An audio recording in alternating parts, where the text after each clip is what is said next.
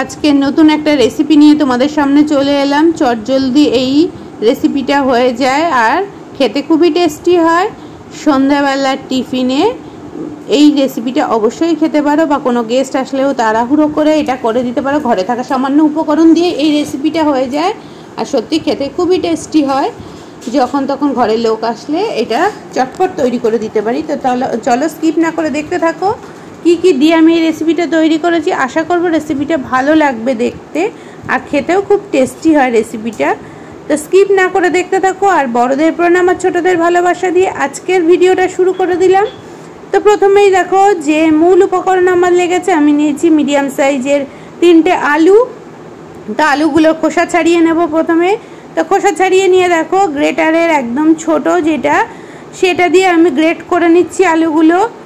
প্রথমে একদম এটা কাঁচা আলু গ্রেট করে নিচ্ছি।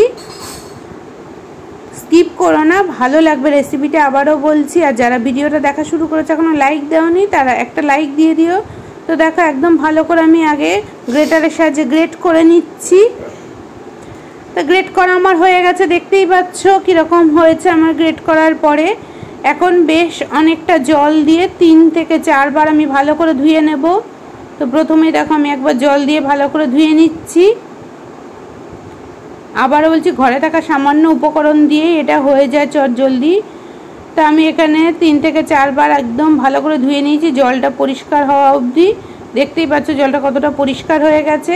তো এখন আমি জল থেকে আলুগুলোকে খুব ভালো করে হাতের সাহায্যে দেখো চেপে চেপে তুলে নিচ্ছি। তো যতটা সম্ভব চেপে চেপে জলটা বের করে দেবে। এতে যখন আমি রেসিপিটা তৈরি করব তখন অনেকটা সুবিধা হবে। বেশি জল থাকলে ভালো লাগবে না রেসিপিটা, আর করতেও অনেকটা সমস্যা হবে। তো দেখো চেপে চেপে পুরো জলটা বার করে নিয়েছি। এখন এর মধ্যে দিয়ে দিলাম কতগুলো কাঁচা লঙ্কা কুচি। একটু ঝালঝালি করব, তো একটু দেখো আমি কাঁচা লঙ্কা কুচির পরিমাণটা বেশি দিয়ে দিয়েছি। এখন দিলাম শুকনো লঙ্কার গুঁড়ো, হলুদ গুঁড়ো আর জিরের গুঁড়ো। তো তোমরা এখানে ধনের ব্যবহারও করতে পারো। তো নর্মাল লবণ দিয়ে দিয়েছি স্বাদ মতো, একটু বিট লবণ দিয়ে দিচ্ছি আর দিয়ে দিচ্ছি ম্যাগি মশলা হাফ মতো। তো সমস্তগুলো নিয়ে নিয়েছি। একটুখানি ব্যালেন্স ঠিক রাখার জন্য চিনি দিয়ে দিলাম। এখন বড় চামচের 2 চামচ নিয়ে নিলাম চালের গুঁড়ো। এবার সমস্ত উপকরণগুলো একসাথে হাতের সাহায্যে হালকাভাবে মেখে নেব। খুব বেশি চেপে চেপে মাখবো না, হালকা হালকাভাবেই দেখো মেখে নিচ্ছি। এতে বেশিরভাগ উপকরণগুলোই দেওয়া হয়ে গেছে, আরও একটা উপকরণ এর মধ্যে আমার দিতে বাকি আছে। তো দেখো আমি মেখে নিচ্ছি প্রথমেই এগুলো সমস্ত মশলাগুলোর সাথে, চালের গুঁড়োর সাথে আলুটাকে। তো এখনও দেখো সেরমভাবে টাইট হয়নি। তো এর মধ্যে আমি দিয়ে দিলাম বড় চামচের 2 চামচ মতো ময়দা। তো ময়দাটা একটু পরে দেবে, একবারে দেবে না।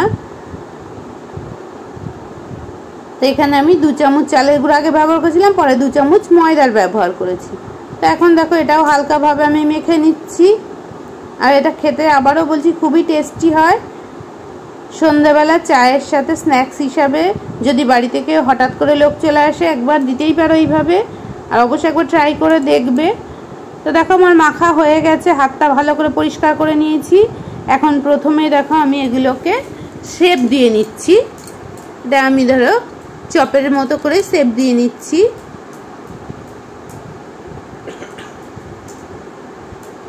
তো এটা কোনো পুর করারও কোনো ঝামেলা থাকে না, চটপট হয়ে যায়। তো প্রথমে যদি আগে আমি এই শেপগুলো চপের দিয়ে নিই তাহলে ভাজার সময় সুবিধা হবে।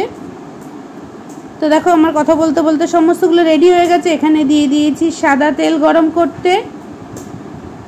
তো এখন দেখো আমি গ্যাসের আঁচটা একদম মিডিয়াম করে দিয়েছি। মিডিয়াম আঁচে এটা ভাজতে হবে, মিডিয়াম থেকেও লোয়ে দিতে বেশি ভালো হবে, কারণ যেহেতু কাঁচা আলু ভেতরটা পর্যন্ত ভালোভাবে ভাজা হবে না, সেই জন্য একদম লো, দেখতেই পাচ্ছ গ্যাসের একদম লোতে দিয়ে দিয়েছি। দিয়ে আমি এখন ভাজতে দিয়ে দিয়েছি। এপিট ওপিট করে ভালো করে ভেজে নেব।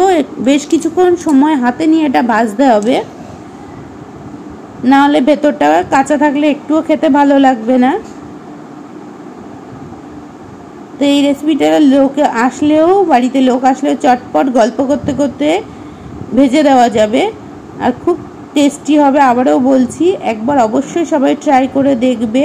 আর যারা এতক্ষণ আমার ভিডিওটা দেখছো লাইক দাওনি, তাদের আবারও বলছি একবার লাইক দিয়ে দাও। আর নতুন কোনো বন্ধু যদি আমার এই ছোট্ট পরিবারে এসে থাকো, যদি আমার চ্যানেলটা ভালো লাগে তবে সাবস্ক্রাইব করে পাশে থাকা বেল আইকনটা ক্লিক করে যেও, এতে পরবর্তী ভিডিওগুলো তোমাদের কাছে সবার আগে পৌঁছে যাবে। তো চলো দেখো, আমার রেসিপিটা একদম কমপ্লিট। এটা আমি টমেটো কেচাপ দিয়ে সার্ভ করে দেবো। তো খেতে দুর্দান্ত স্বাদের হয়, একবার অবশ্যই ট্রাই করে দেখবে। আর এতক্ষণ পর্যন্ত যারা আমার সাথে আছো তাদের অসংখ্য অসংখ্য ধন্যবাদ। ভেতরটাও একবার ভেঙে দেখিয়ে দিলাম। আর অনেক অনেক ভালোবাসা দিয়ে আজকের ভিডিও থেকে তোমাদের কাছ থেকে বিদায় নিলাম। আবার দেখা হচ্ছে কোনো ব্লগ ভিডিও বা রেসিপি ভিডিওর সাথে। ততদিন সবাই ভালো থেকো।